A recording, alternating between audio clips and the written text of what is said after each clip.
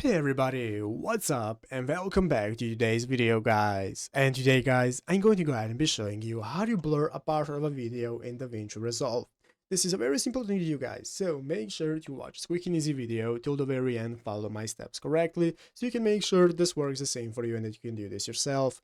But yeah guys, let's get straight into it. So the first thing you want to do guys is go ahead and open up the official Davinci Resolve program right here on your PC if you haven't already. And after opening it up guys, you'll be greeted by this main page right here, which is the home page of Davinci Resolve, where we can get started with adding our videos that we want to edit. So the first thing you want to do is go ahead and add a video, so we can either drag and drop them directly from our folders on our PC right here, or just go to the file option and go to import and start adding the media that you want to use. After adding your media, it's going to appear right here, and we can get started now with adding the media to our timeline, as I have already done right here, and get started with editing it. So guys, let's go ahead and see how we can blur a part of a video. So the first thing we want to do is go right here to the timeline and select the video that we want to blur. So I'm going to select this video by clicking on it, and after clicking on the video guys, now we can go into the edit option right here. So go to edit guys, and after clicking on the edit menu, it's going to open up this new menu where you can find all the effects that you can use. As you can see here, we have the effects option in the upper left corner, and go to effects, and now we can see the effects menu and we can find everything we need.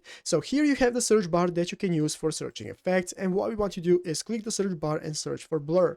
Click blur guys, and after clicking on blur, now we can see all the options for blur we have. We can add the box blur to your video, we have the directional blur, lens blur, anything we might want to use is right here. So you can go ahead and drag and drop these effects right here onto the timeline and start adding them to your videos, so you can use the blur effect wherever you need.